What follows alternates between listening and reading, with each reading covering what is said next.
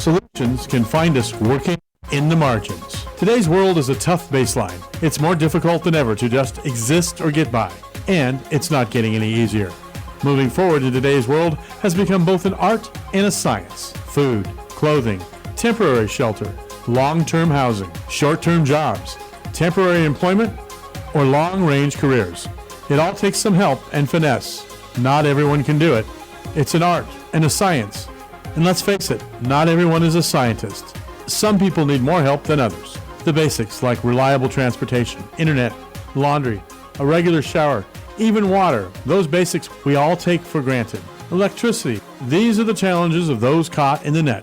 Are homeless, unhoused, housing challenged, living in the margins. People of all ages, young, middle-aged, senior citizens, entire families, male, female, all reasons and all walks of life. Anyone can find themselves living in the margins. Homelessness and the challenges that go with it are not going away, and we can't ignore them. It's just too expensive. We've got to do better. Take the next step forward.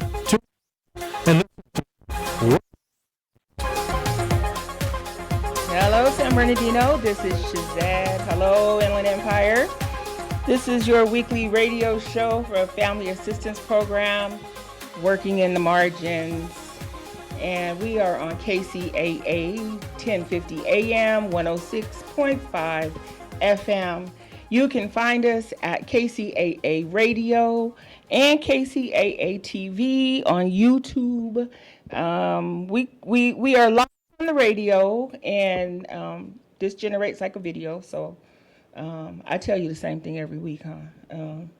You can find us when the video drops on. And then I post everything to my socials. I have all of them, I believe. I'm really getting into Threads. I don't know if you know about Threads, but I'm really getting into Threads. It seems like there's a lot more authentic conversations happening on that platform. So I've been really kind of following that and getting them some, updates and staying in tune. There's a lot of politicos, like our senators and things like that are on there. So it's good to hear like firsthand from them. They post videos, so you kind of like know it's them. It's not AI. So, but yeah, Threads, and then Instagram, Facebook, TikTok. I post up the resources. So I have a show planned with my friend Joe Salas today. Y'all gonna meet him soon. But Joe and I have been kicking around in the same arena as far as the labor movement and the Democratic Party. And now he's in, well, not now, but he's trying to pursue high office as a public servant here in San Bernardino. But Joe is a teacher and at San Bernardino High School out here in the San Bernardino School District. And he has a lot of insight onto this community and what we need for our kids. And he's built a lot of SOPs around our youth and things that we do with our kids. So he's also a lifeguard. He's also going to law school, and he's very busy, and he's running for office. So I show him grace as a busy person, and I am going to hold space for him in the future to come on because we have a lot to talk about, and he's just a cool dude. If I had words to say about Joe Salas, I would say he's a cool dude. So with his finger on the pulse of all the things that matter in our community. So you get me every week, but so you get me for the next 45 minutes or so. And it's not a bad thing. I just always think that people don't want to listen to anybody talk for this long, one person, because I know my attention span is 20 minutes and 20-minute bites. But I have a lot of information, a lot of resources to share with you. And I want to talk about some things that are going on that are affecting me, and I want to check in with the community and see how it's affecting you, and give you some tips that I'm learning. I'm going to share that I am reading right now, How to Be an Anti-Racist. because I feel that it's never too soon or too late to teach our kids, to teach ourselves, to talk to ourselves, self talk about bias, microaggressions. Things are heating up out there right now out on those streets. In my old labor days, I was a protester. I love getting out on them streets and I protest against, the man, whoever that was, in corporate America or grocery stores or, bad employers. And that it was important to me that I did that then, and it was important for me to share those experiences with my kid, so that when he got older and he found out things that he really, wanted to stand for, that he would find recourse in being able to protest. And it's something we've been doing all of our lives. It's something I know our black and brown folks, we've been doing this for all of our lives. We've had to protest something, somewhere.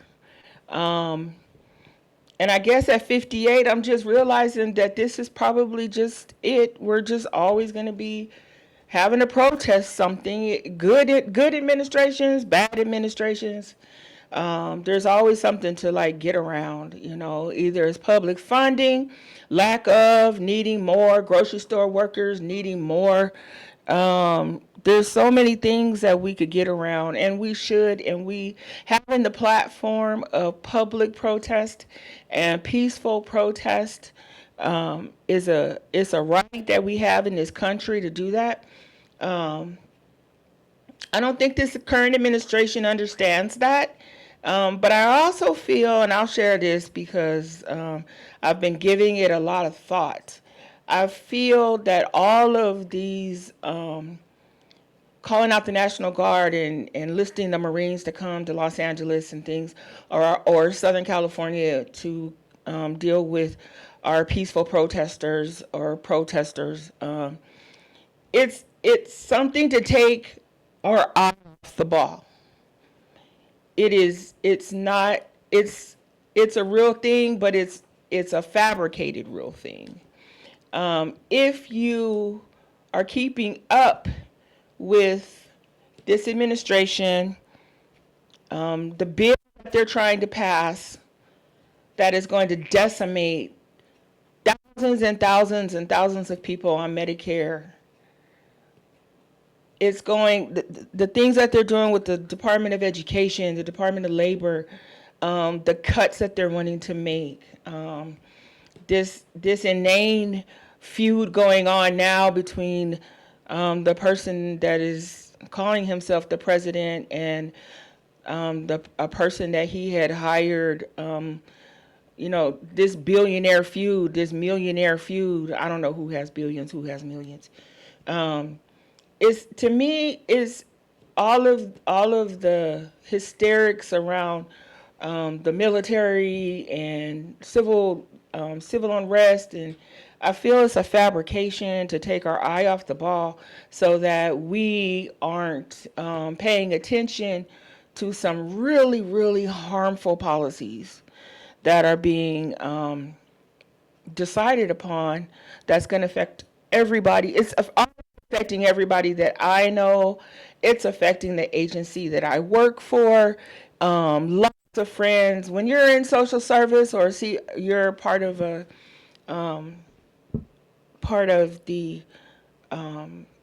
homeless service provider network, the world is kind of small. It gets small.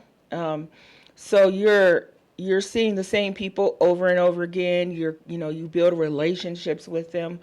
We have partners throughout this country that have initiatives that we work together on, or we're funded for domestic violence, for human trafficking, for reentry work. And all of that money, all of that funding is being affected across the country for lots of agencies that do this work. The sad part, I guess, for me is that I hear a lot of negative conversation and see a lot of negative, and I'm always open for comments, like on my website, on my platforms. I'm open to comments. You can say whatever you want. If you don't like what I have to say, or if you don't like what I post, I'm open to that. We can discuss it. Not long, but we can discuss it. we I don't go back and forth with people too much. I'm just at that age where I really don't have to. And I'm not, I kind of like, I really research and I really dig down into what it is. I'm just not a wagon jumper. These are long held beliefs about fairness and racial equity, not marginalizing people. Um, we have enough going on, just our self-inflicted harms like homelessness, poverty, um, lack of education, things like that. We don't need help. I think we old black folks have a saying that we could do bad all by ourselves. Um, I think that's an old black lady saying. I think when it comes to like marriage, I think that's where that comes from.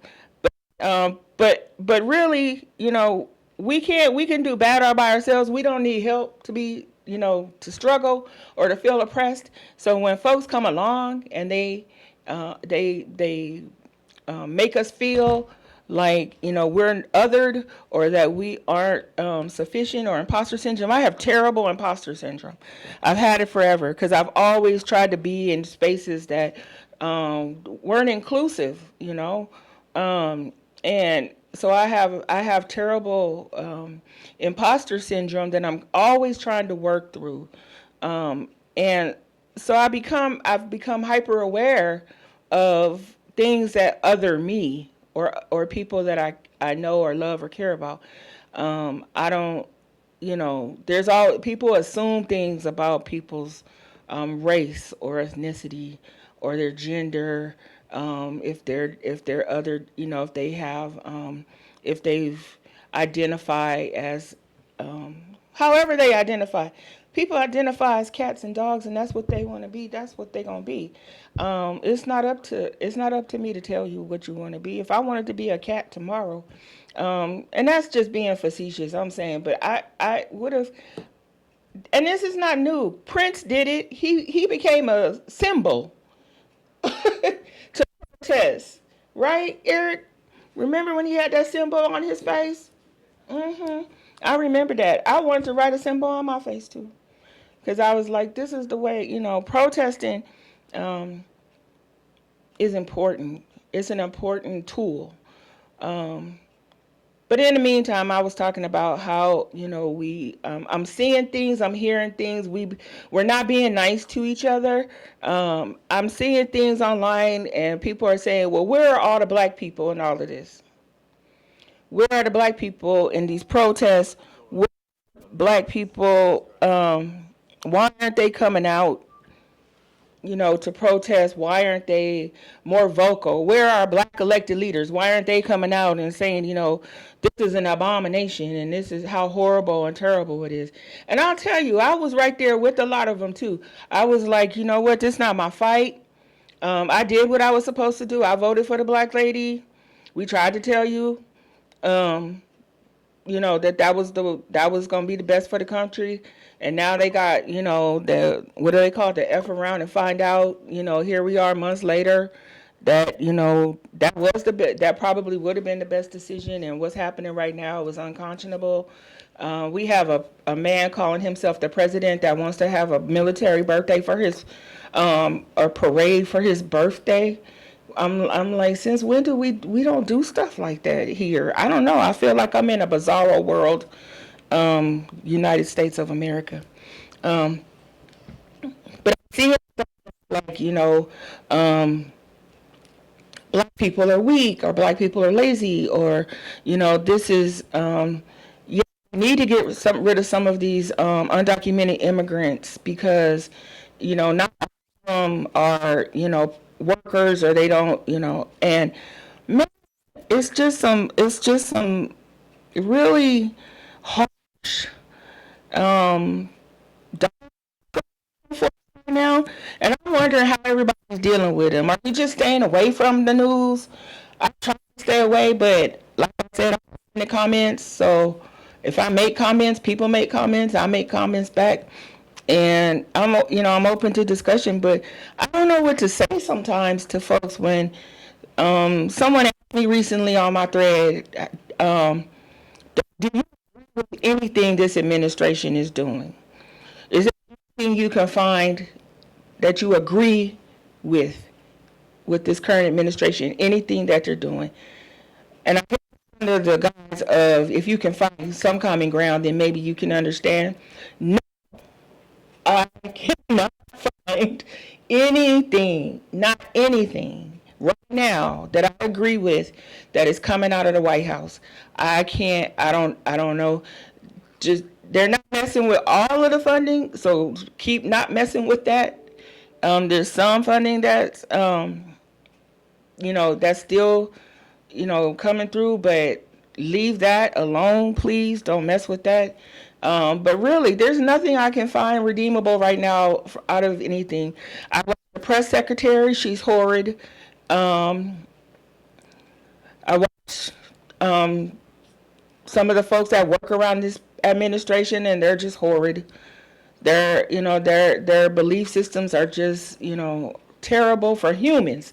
For humans, not just, people, human bodies, period. It's just, they don't, whether it comes to immigration, they don't have sympathy or empathy for children. They don't, there's nothing, not a representative in that White House currently can I find common ground. So we're going to keep protesting. And we're going to do it safely, and we're not going to take it out on each other. We could all be very mad at the people that voted for this administration, but we're not going to. Now is not the time to finger point. Now is the time to ask this administration, ask our leaders, ask our policymakers to help us continue to do the work that we all do and keep taking care of our marginalized communities, our folks. But today I really want to talk about what our communications are with each other, how to keep uplifting each other, how not, why we shouldn't, racially profile others or each other's conversations. I'm going to talk about that more. I'm going to go to break, and when I come back, we're going to talk about why it's important for us to be nice to each other during this time of turmoil in our country and unrest and civil unrest and uncertainty. I'll be right back, San Bernardino.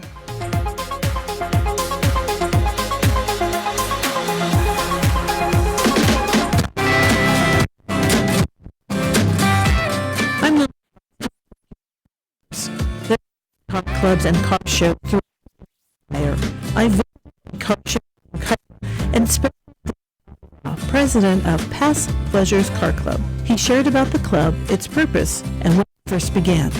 Well, it's kind of a debate. We believe that the first organized group was around 1979, but more officially closer to 1986 or 87. We gathered to help celebrate the Southern California car culture of the 40s, 50s, 60s, and 70s. David shared the types of cars you might see, and of course, his pride and joy. We see all kinds of cars, from early model hot rods to very, very well-appointed custom cars, all makes and models. We have everything that's pre-80. I have a 1966 Chevelle Malibu, the yellow one here, my pride and joy. But everyone just brings whatever they have. There's several cars that are under various stages of construction and restoration, and we enjoy seeing them and seeing the progress every month that they bring. It's just a wonderful event, and it's a nice family-friendly. We have bubble gum blowing contests, hula hoops, a limbo contest. It's just a wonderful family event, and we encourage everybody who has a car or don't have a car, come over here and and enjoy the camaraderie that we have. Again, celebrating the Southern California car culture. You don't have to have a car in the show. Spectators and car enthusiasts are encouraged to check out the classics. It's free to attend. The Past Pleasure Car Club shows off their cars the first Friday of the month from April through November, located in the Ross parking lot on Yucaipa Boulevard. For Community Matters, I'm Lillian Vasquez.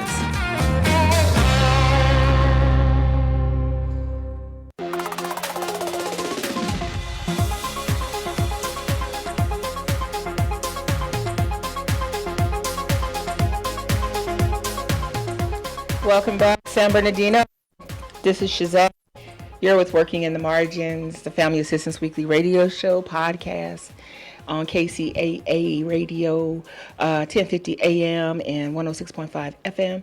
And I am here in the studios of the Kamek Building at Teamsters Local 1932 in downtown San Bernardino. Let me tell you, I have lots of updates, so I'm gonna be trying to fill those in as we go. So the grocery stores, I read in the paper, they took a strike vote.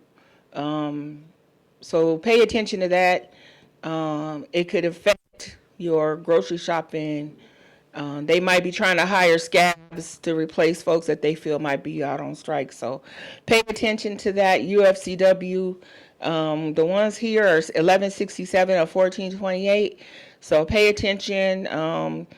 When you go into your grocery stores, Albertsons, I don't think Stater Brothers has taken their vote yet, but Albertsons, Kroger, like it's Food for Less or Rouse.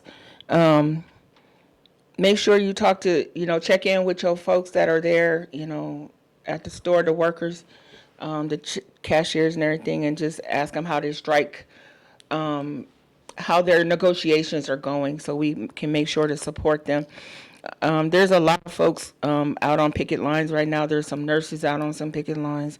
I try to keep up with that. I come from a few different worlds, and I was formerly in the world of labor for many years, and then I had a political life during all that time. So, and then building up my work in the social services. So something happened to me in particular that I want to talk to you about. I'm not going to tell you what the incident was, but this is when I decided I was going to do this show next week because I had a guest schedule. But I want to talk to you about racial microaggressions and why it's important that we pick our words the right way. Things are hot right now, and folks are sensitive. And I know that my reaction to something somebody said to me recently lit me up to where I had to take a few hours to address it and to, I guess, temper my temper before I addressed it, because I am trying to be more aware that people sometimes just don't know what to say. But I want to advise folks, if you don't know what to say, don't say anything. If you don't know how to address someone, don't guess, ask. I want to tell folks the first thing you should do about other folks and people that you come across is educate yourself. Educate yourself about other nationalities. Listen to podcasts. Read articles. Try to replace some of your bias with facts. Meet people who maybe, you don't know much about their ethnicity or their, where they come from, and talk to them about it. I guarantee you that you will be surprised most of the time that of what you find out has what you've known all this time wasn't accurate. I had a long-held understanding about, and this is a religion thing, about Mormons. and particularly white Mormons, because I was brought up at a time where I was highly influenced by like the Baptist church, because that's where my people are.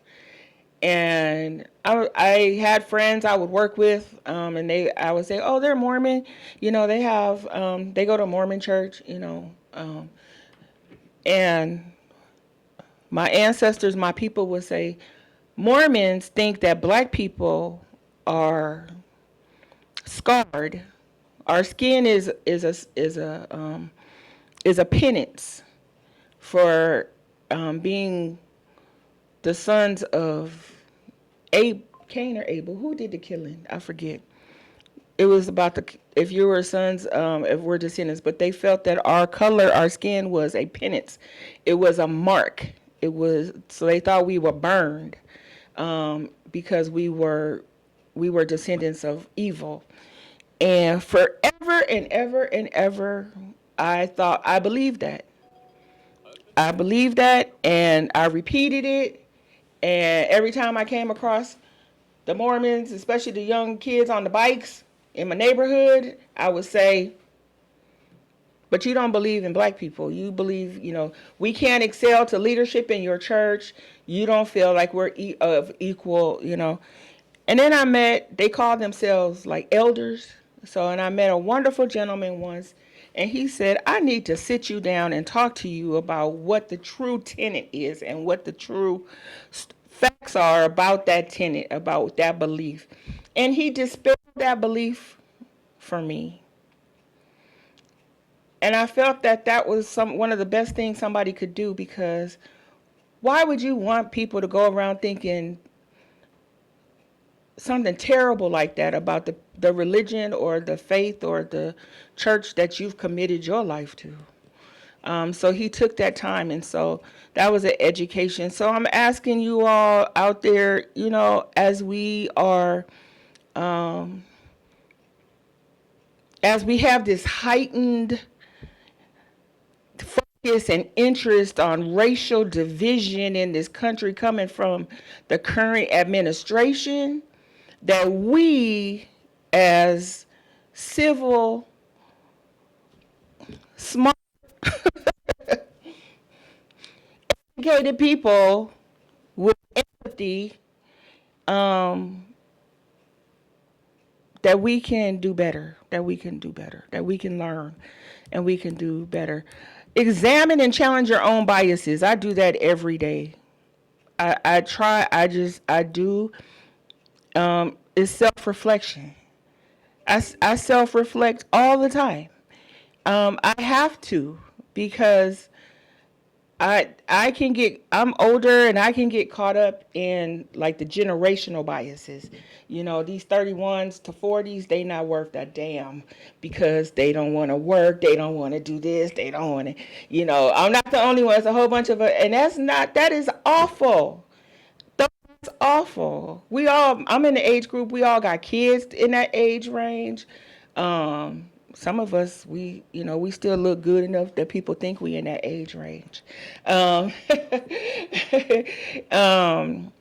And that's just not, that's a bias, a generational bias that, perpetuates, I hear all the time, those millennials this and those millennials that. And we can't do that, folks. We can't do that to each other. We can't do that to our kids. We need to self-reflect.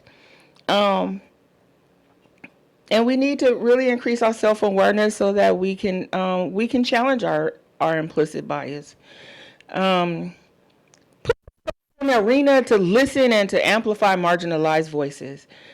If this is the fight that you want to be on, and you want to protest, and you want to stand up for folks, listen. Listen to your LGBTQ, your youth, your re-entry, your formerly incarcerated. Listen to your children who are growing and learning in ways, they have access in ways that we older folks can't even imagine. We can't even imagine. I think all the time, if I had the access that I have now, if I would have had it in 1983, 84, 85, when I was in high school, what would life, I can't even imagine that. I can't. It just, what these kids are having to work with right now and what they have to endure, and not only having access, but being accessible, and what they are presented, what every day, what they're bombarded with every day on social media, I can't imagine. So we need to put ourselves in these spaces and make space for these folks so that we can amplify their voices, we can and use our platforms the right way, We don't, and stop causing harm by, we want to shut folks down because they disagree with us. But disagreement and discourse is a pillar and a platform in society.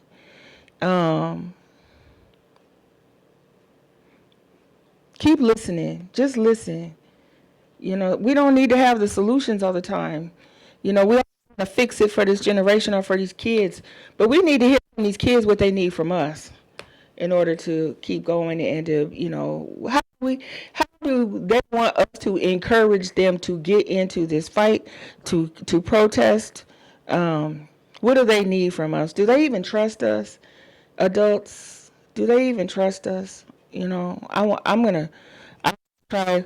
I'm in a position because at Family Assistance Program, we have the Youth Advisory Board, and then we have a youth drop-in center. So I'm always a youth drop-in center, and I'm always running through there and stopping and talking. I love the kids there, and they are not shy to talk to you and tell you what they need, and I'm there to listen. I want to know.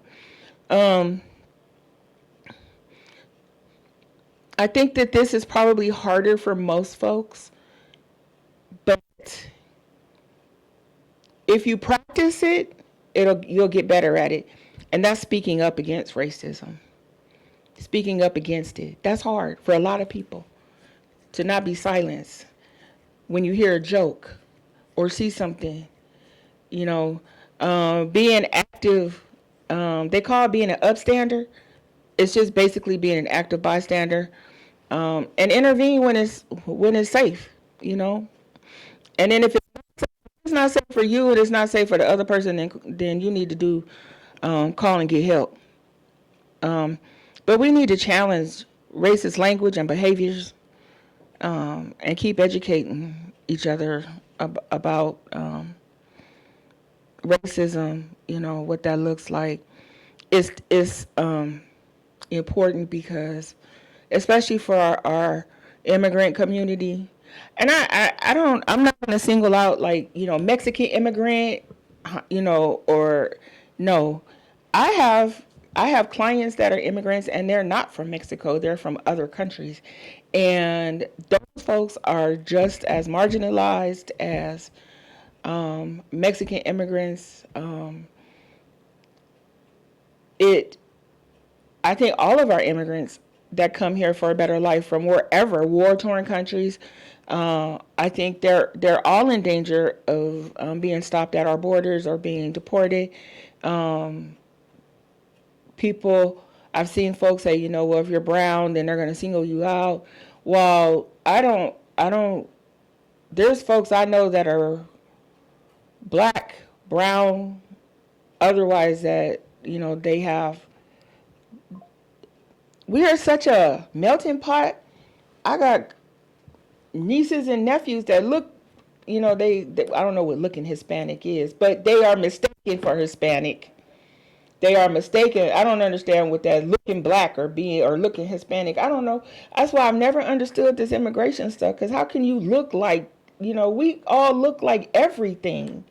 I got nieces and that been misidentified as Mexican. But I've also had folks people in my family misidentified as Middle Eastern, and because there's so many of us and so many different things. It's important, right now because it's such a hot button, but they're really trying to do damage. They're really trying to snatch up folks off the street. There really are. I mean, that's really happening. These ICE raids are really happening, people. And I need us to be, number one, I also need everybody to be careful. If you choose to go out there, be careful. I'll tell you, keep your information for privacy. There's some folks out there that's trying to get folks fired off their jobs because they want to misconstrue their activity at the protests. So be careful about your, take a buddy. If you're going out there in them streets, go with somebody. Get a friend to go, or go with a group. But if you have to, if you're out there and you're by yourself, make sure somebody knows where you are also, be aware about this, just don't go out there thinking that, oh, I'm going to just go do this and I'm going to be right back. Sometimes you go to jail. There's nothing wrong with that. If you get arrested or cited and you get, just be safe, It's sad because you don't even have to go and protest. You could be a sitting senator like our Senator Alex Padilla, who was trying to enter a federal building and got detained, got taken down, face down, sitting senator. Can't go into a federal building to ask questions for his constituents. We got to be careful. There was some stuff last week in LA was our longtime labor leader friend, David Huerta. He was detained and treated wrongly by these detention people. I don't know if I can say officers. They don't know who they are. They say they wear masks.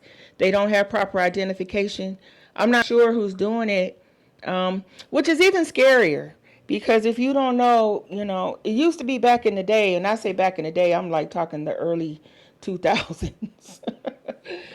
Back in the day, you protest, a big old truck came out from the police. It was like the paddy wagon, and they picked you up out of your circle you were sitting in the middle of the street, and put you in the back of the paddy wagon, drove you around, and let you go blocks away.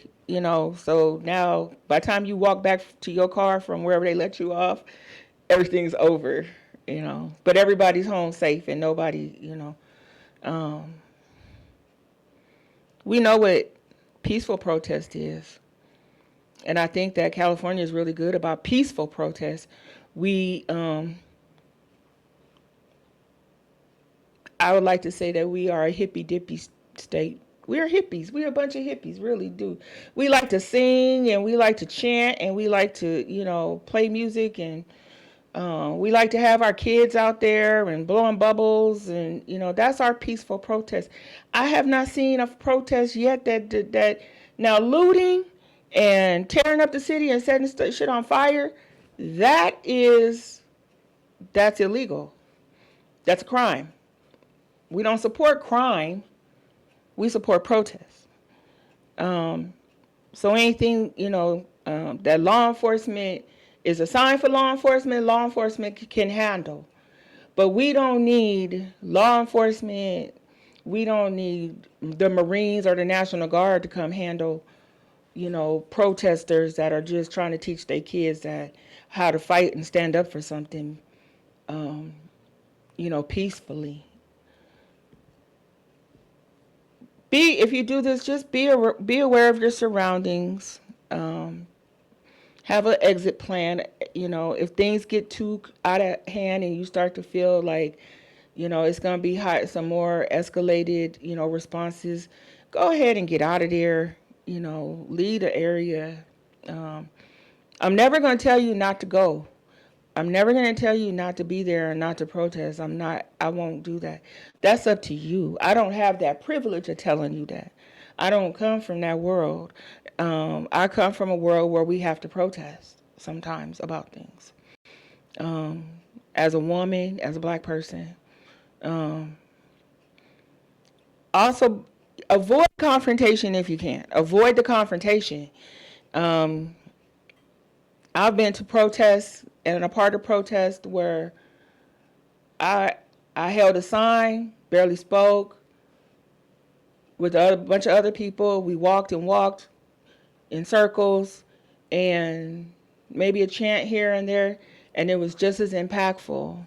I don't need to get up in anybody's face. I don't need to get in law enforcement's face to tell them. And we need to remember why we're there. We're not there to protest the police or the military or the Marines or the National Guard. That is not our battle. We aren't. Those are our neighbors, our citizens. That's not the reason that we're protesting. We are protesting the removal of humans, of people that have been here from this country their entire lives, that have worked in this country, that continue to work in this country, are wonderful citizens, and they contribute, and they're being snatched up because they don't have documentation that this country says you're supposed to have to be here in this country. So my grandmother used to always say, if you go looking for trouble, you're going to find it. And I kind of believe that. So reduce looking for trouble and try to focus on good trouble. Look for the good trouble to get into, you know.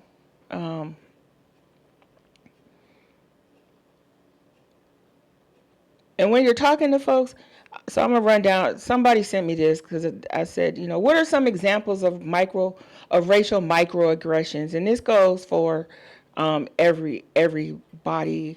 When you're having conversations around this race issue, around this immigration issue, there's a microaggression called alien in own land. And it refers to the assumption that a person of color is not a true American and is foreign born.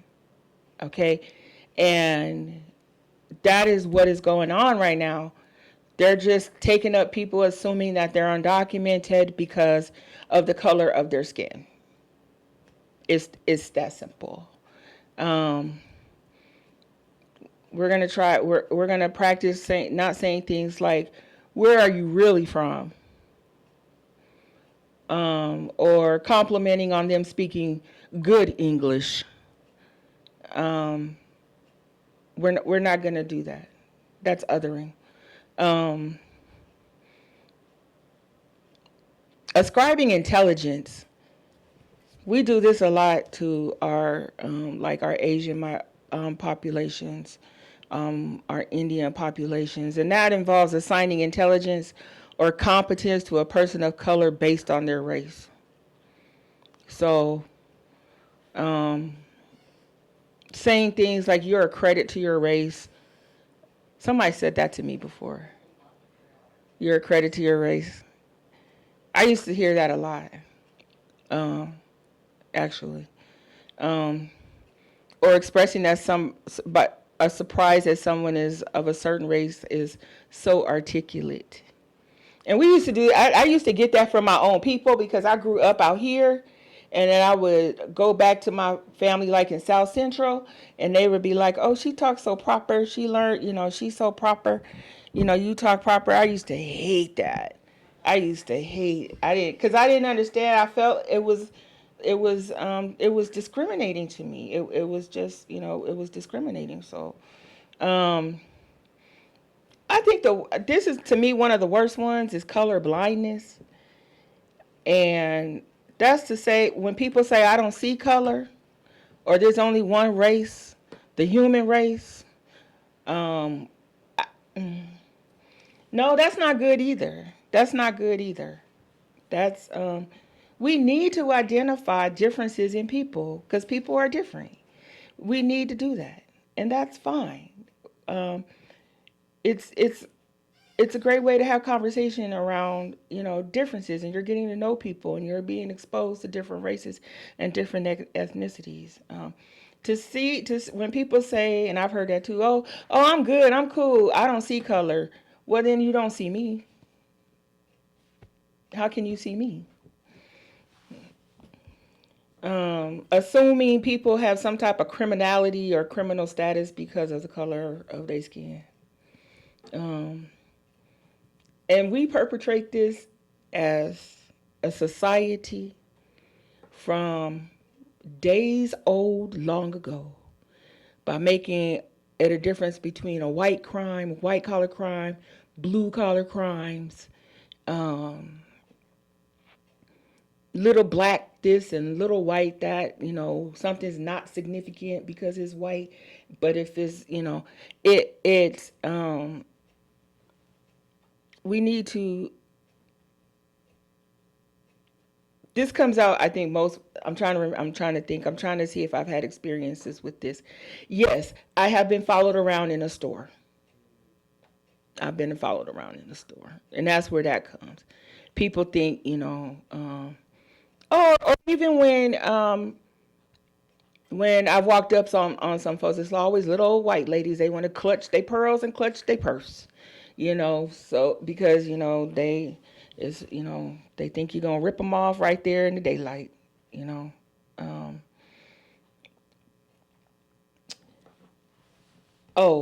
so we need the meritocracy. Okay, this is really important. This is asserting that success is solely based on hard work and race plays no role in life outcomes. Okay, this goes back to the down, to the removal of DEI and what people, how they define DEI and how wrong they were about that, and but I believe it's the belief or saying I believe the most qualified person should get the job, or everyone can succeed if they work hard enough. Okay, we know that that's not true. We know that that's not true. We say it because we don't want to seem like we're trying to seem non-racist or non-biased, but that's just not right. That's just that's a falsehood. It's just a falsehood. No, not everyone can succeed not everyone can succeed if they work hard. I know a lot of people that work hard and they don't succeed. They got other barriers and other pitfalls to have to fall through or walk through. So we should be careful. How we communicate with each other, how we talk to each other. People always, if you loud, people are saying, why are why are you black people so loud? I don't consider myself a loud person or animated person, but I can be. It depends upon what's going on. You can't just, you don't know for whatever reasons, I know loud, animated white people and Mexican people.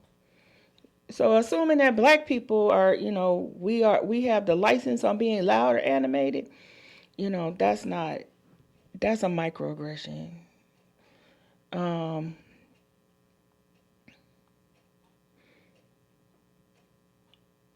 I think the assumptions of intellectual inferiority also, believing that someone is ignorant or not smart because of their race, like people saying black people are lazy, or all Mexican people have a language barrier, or they just don't, they just don't think that we have the ability to attain higher education, or that we don't even deserve to attain a higher education, that it would be wasted on us, that we should all be in trade schools learning how to, and I'm an ascriber to trade schools. I believe, I would rather make $150,000 being a plumber than a lot of other things. So I ascribe to that, but we need to stop doing that. Saying, oh, because you're this, oh, because you're that, you're smart, or oh, because you're black, or oh, because you're this, you're not smart. unless you ask, you just don't know. Talk to people, and I have this happen to me all the time. People will say something to me, and it'll be a microaggression. It'll be something. I just say, they talking crazy, they talking stupid. They'll say something to me, and then I'll respond, or I'll say something, and they want the microaggression is when they say, "Why are you always being so sensitive? Why are you so sensitive?" Because I haven't gotten used to that. I don't know how to answer that. I never know how to answer that, because I don't want you to say that to me anymore or do that to me anymore. Why are you being so sensitive? Because I need you to see my sensitivity towards that can also be, other people can be sensitive to words like that, say things like that. So Eric's giving me the finger, the last. He's saying I got a minute. I'm going to wrap up. I really wanted to share my heart today. Some things on my mind. I want my people to be safe out there. I'm not going to tell you not to protest. I'm just going to tell you to be careful. Make it peaceful if you can. If you got to get arrested, make sure somebody knows where you are. Get that little bail money situated if you get taken in. Make sure you don't go out there and protest. And if you got warrants and you got stuff they could pull up, because it makes it harder to get out. And be aware. Just be aware of what's going on. Be aware of what's on the news. I know it's political and people don't want to be political, but it's in our neighborhoods, it's in our backyards. These roundups, these raids are happening right on our streets that we live in. So I'm sorry, folks, we have to get involved. We have to stand up. We have to be, it's come to our front door. So, thank you for giving me this time to talk to you, to share what's on my heart, to share how I care about you all. And I will see you next week, and be safe out there. Happy Father's Day to all the dads, all the great dads.